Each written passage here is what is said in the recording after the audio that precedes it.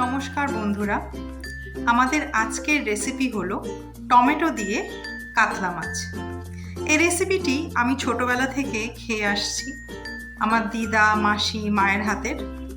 খুবই মজার একটা রেসিপি এবং খুবই সহজভাবে তৈরি করে নেওয়া যায়। আর আজকে আমি এই রেসিপিটি আপনাদের সবার সাথে শেয়ার করতে চাই। তাহলে আসুন আমরা সবাই দেখে নিই এই রেসিপিটি তৈরি করার জন্য কি কি উপকরণ বা ইনগ্রিডিয়েন্টস লাগবে।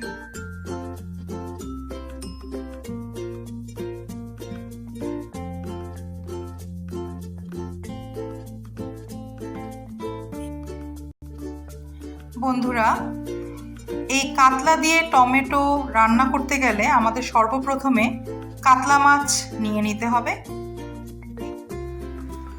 এই কাতলা টমেটো বানানোর জন্য আমাদের টমেটো লাগবে, তো আমি 6টা টমেটো এখানে নিয়ে নিয়েছি। এবার দেখি কি কি মশলা লাগবে আমাদের এই রেসিপিটি বানানোর জন্য। আমার মশলার মধ্যে আমি এখানে নিয়ে নিয়েছি হাফ টিস্পুন লাল লঙ্কার গুঁড়ো, হাফ টিস্পুন হলুদ গুঁড়ো, 1 টিস্পুন ধনে গুঁড়ো, স্বাদ মতো নুন, 1 টিস্পুন চিনি, হাফ টিস্পুন আদা বাটা, হাফ টিস্পুন রসুন বাটা। তাহলে আসুন এবার আমরা রেসিপিটি তৈরি করা শুরু করি। আমি টমেটোগুলো সব ধুয়ে এখানে কেটে নিয়েছি। এবার পালা মাছটা রেডি করে নেওয়ার। এবার মাছের মধ্যে আমরা কিছুটা লবণ এবং অল্প একটু হলুদ গুঁড়ো দিয়ে মাছটা রেডি করে নেব। দেখুন, আমরা কড়াইতে কিছুটা তেল নিয়ে নিয়েছি। এই তেলে আমি হালকা একটু হলুদ ছিটিয়ে নেব, যাতে মাছটা ভাজার সময় আমাদের কিন্তু তেলটা ছিটে না আসে। এবার আমরা একে একে সমস্ত মাছগুলো ভেজে নেব।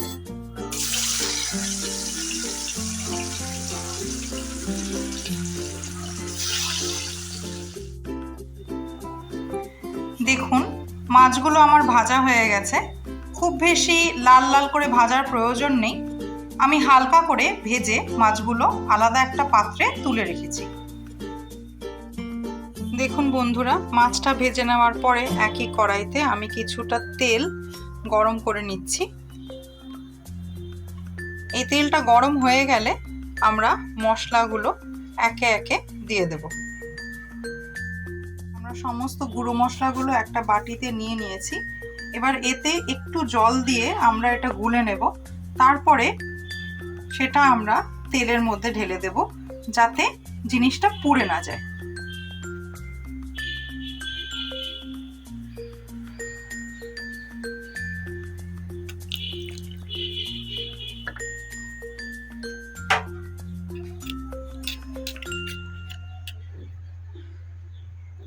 মশলাটা আমাদের গোলা হয়ে গেছে। এবার তেলে আমরা এই মশলাটা দিয়ে দেব।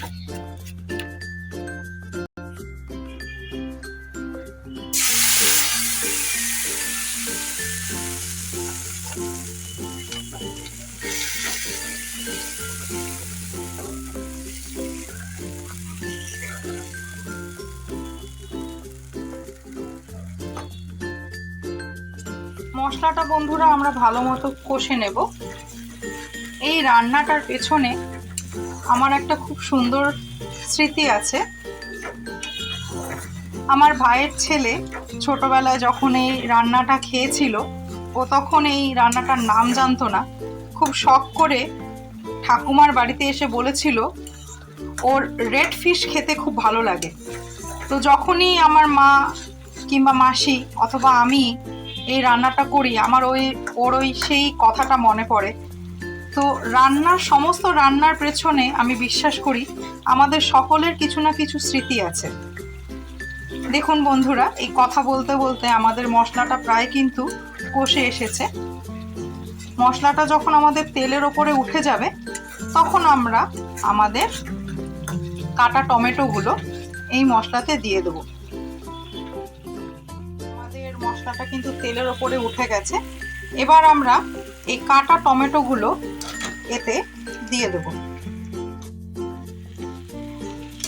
এই টমেটোগুলো এবার মশলার সাথে খুব ভালোভাবে নেড়ে চেড়ে রান্না করে নিতে হবে।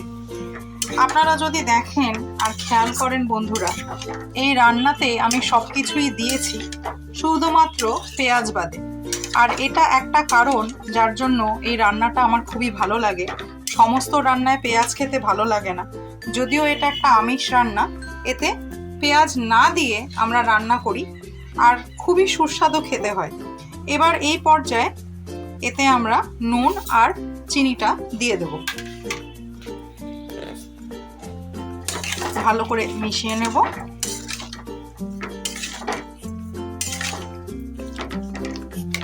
এই রান্নাটা আমি যখনই করি আমার দিদার কথা মনে পড়ে।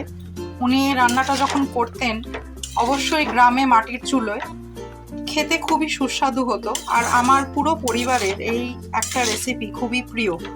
তো আজকে আমার দিদা কথা মনে করে স্পেশালি, আর আমার ভাইয়ের ছেলের কথা মনে করে এই রান্নাটা করা। তার ভাষায় রেড ফিশ আর আমাদের ভাষায় টমেটো কাতলা। আপনারা অবশ্যই করবেন। আমার বিশ্বাস আপনাদের বাড়ির ছোট খুকুমণিদেরও এই রান্নাটা খুব পছন্দ হবে। এবার এটা আমরা একটু চাপা দিয়ে ঢেকে সুন্দর করে রান্না করে নেব। আসুন বন্ধুরা, আমরা দেখে নিই আমাদের টমেটোর কি অবস্থা। বাহ, দেখুন আমাদের টমেটোটা কি সুন্দর গলে গেছে। এখনো একটু তেলের ওপরে ওঠা বাকি আছে। তেলের ওপরে উঠে আসলে আমরা তখন মাছটা দিয়ে দেব। আপনারা খেয়াল করবেন আমি কিন্তু এতে কোনো এক্সট্রা জল দেইনি। সেই মশলা দেওয়ার সময় যে কোয়ার্টার কাপ জল দিয়েছিলাম, তাই এই সমস্ত জলটা কিন্তু টমেটো থেকে উঠেছে।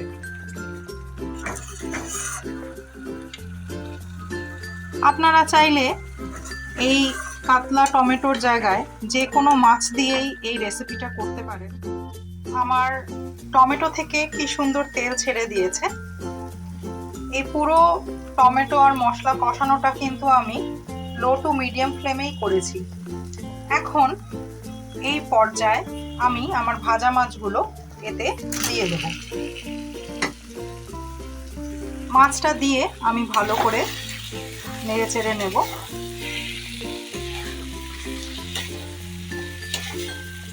খেয়াল রাখবেন খুব আলতো হাতে কিন্তু মাছগুলো নেড়ে নিতে হবে, যাতে মাছগুলো ভেঙে না যায়। এই রেসিপিটা কিন্তু একটা খুব প্রচলিত ভাষায় কাস্টমাইজেবল রেসিপি। এটা যে শুধু আপনি কাতলা মাছ দিয়ে করবেন তা না, আপনি রুই মাছ কিংবা যে কোনো সামুদ্রিক মাছ দিয়ে এই রেসিপিটা রান্না করতে পারেন। যদি মনে করেন যে মাছ ছাড়া অন্য কিছু কি করা যাবে, অবশ্যই এই রেসিপিটা আপনারা সিদ্ধ ডিম দিয়েও করতে পারেন। এই পর্যায়ে এতে আমি অল্প একটু জল দিয়ে দেব, যাতে মশলাগুলো খুব ভালোভাবে মাছের মধ্যে ঢুকে যায়। একটু মিলিয়ে নেব। আপনারা এই পর্যায়ে একটু নুন চিনিটা দেখে নেবেন। যদি মনে হয় আপনাদের নুন চিনি একটু লাগবে, তাহলে এই পর্যায়ে দিয়ে দিতে পারেন। এটাকে একটু ফুটতে দিয়ে আমরা কিছুক্ষণ পর নামিয়ে দেব। আমাদের রেড ফিশ কারি অথবা টমেটো কাতলা একদম রেডি। এবার আমরা এটা উনুন বন্ধ করে পরিবেশন করে নেব।